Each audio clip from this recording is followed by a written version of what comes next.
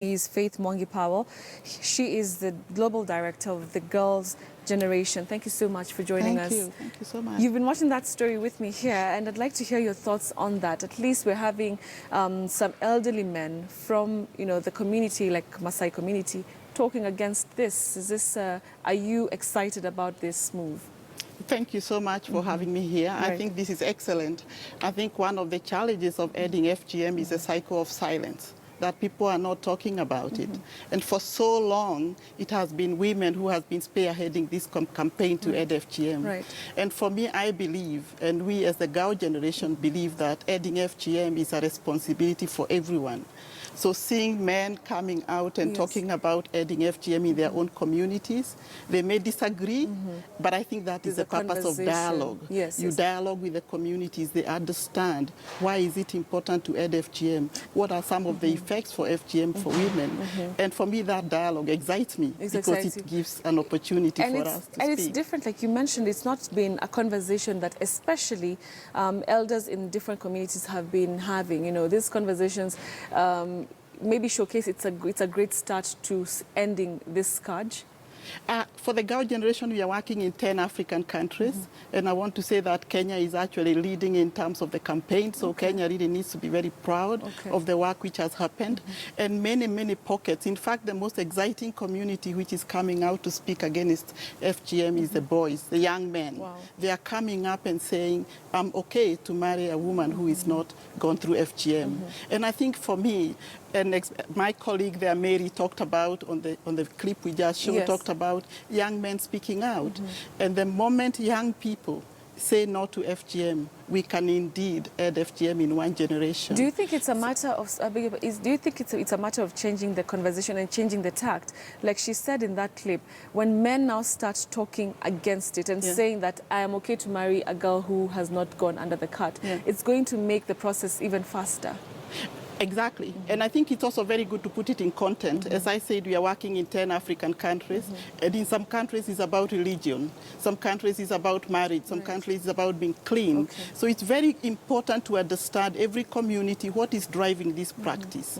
In Kenya here, marriage is a critical key for perpetuating FGM. So if the men can join us and I say, I'm okay with a woman who has not gone through FGM, that is actually going to accelerate the decline of FGM.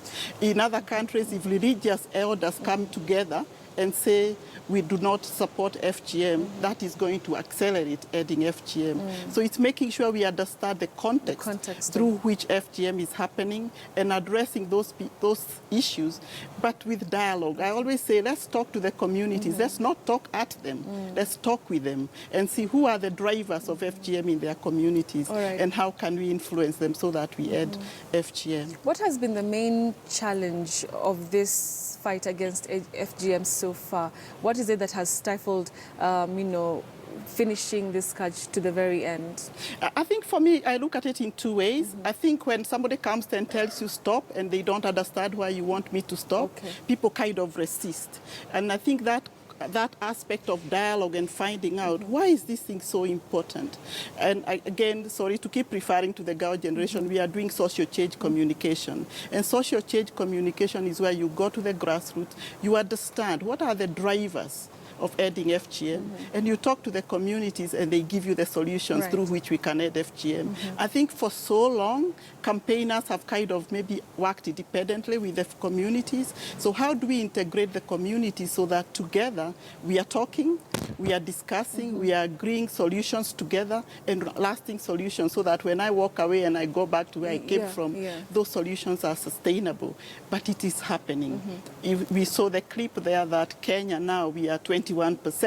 This is actually the demographic health survey of 2015. Maybe if we look at 2017, maybe we have gone a little bit lower. So there is hope that FGM is ending. But also to say there is a lot of international awareness, there is international support, and much more people globally are actually talking about FGM I saw you with your colleague talking about the clip. Actually, I wanted us to talk about some of the numbers that she showed. But they were shocking. 200 million girls across 30 countries. That's really too much. And as much as we're having this campaign here in Kenya, you say that Kenya at least is leading in the conversation and ending, FGM.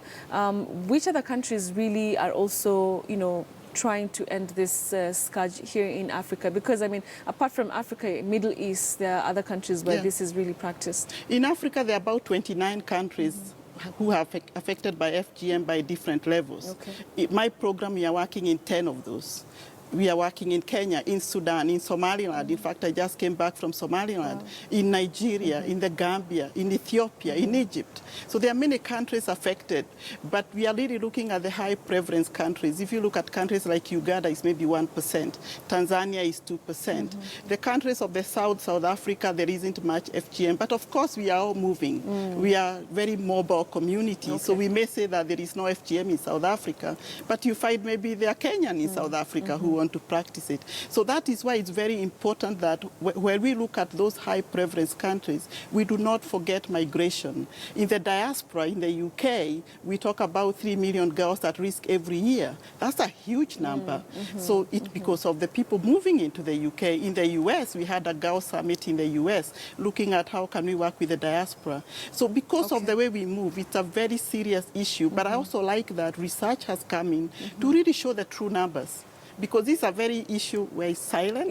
So when we have, for us to see the 200 million, I think it's good. It's really good. Let's talk about support. Organizations like yours, what kind of support would you say you would need right now to fight this vice? I think there are 3 ways we need support. The first way is that we want people to join us. We are a membership organization or a membership program. We have 400 organizations who have signed up to partner with us to work to end FGM. So we are calling people, come, let us figure this out together. The next thing we need help is policy. We are working across countries. Kenya, again, there is a law banning FGM, which really makes it easier and gives us credibility to work on this issue. There are other countries where there are no laws or regulations. So we are talking to policy makers to have laws so that they can protect the work we are doing. And the third one, it's always resources. And we have actually set up a program in my organization it's called the EdFGM Grants Program. And what that does is to provide rapid response, accessible, small grants to communities at the grassroots who are really struggling and who has the solutions. We give them some funding, it's little funding for them to really do those innovative things they're doing. But it's not enough. It's not enough. We want governments to come and rally behind and put budget allocations to this issue. And talking about governments, let's talk about the women in leadership right now. I mean, you've seen maybe 1 or 2 really coming out strongly to talk about this vice. But I mean, from where you sit, looking at the women who are in the National Assembly, do you think that they've, participated in this fight at the level that they need to?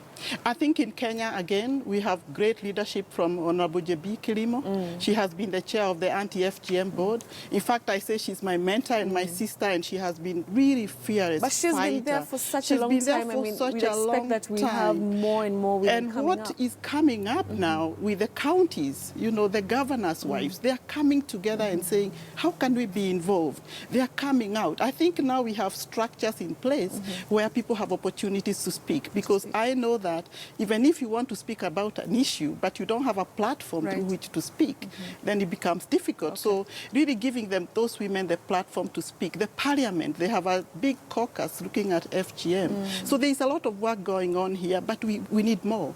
We need women even like yourself in media. And again, I want to say thank you to the media, because you have really spearheaded this campaign. Even the last 2 days, you've really talked about it. So we want more women in the media like yourself to really coming and speaking out, because you know what? When young girls see you every day on TV, they aspire to be you. And if you can tell them there is hope, I think you are really some of the big leaders we are looking out to. And there are many more. In fact, yesterday we are honoring some of those women leaders in Garissa, because there are many there, but they are really kind of unsung heroes. So we need to bring them up and make sure that they are part of this conversation. All right. Thank you so much, Faith. That was an interesting conversation. And we're here to help at any level. Thank you here so to much. help. Faith Mwangi Powell, she is the Global Director of the Girl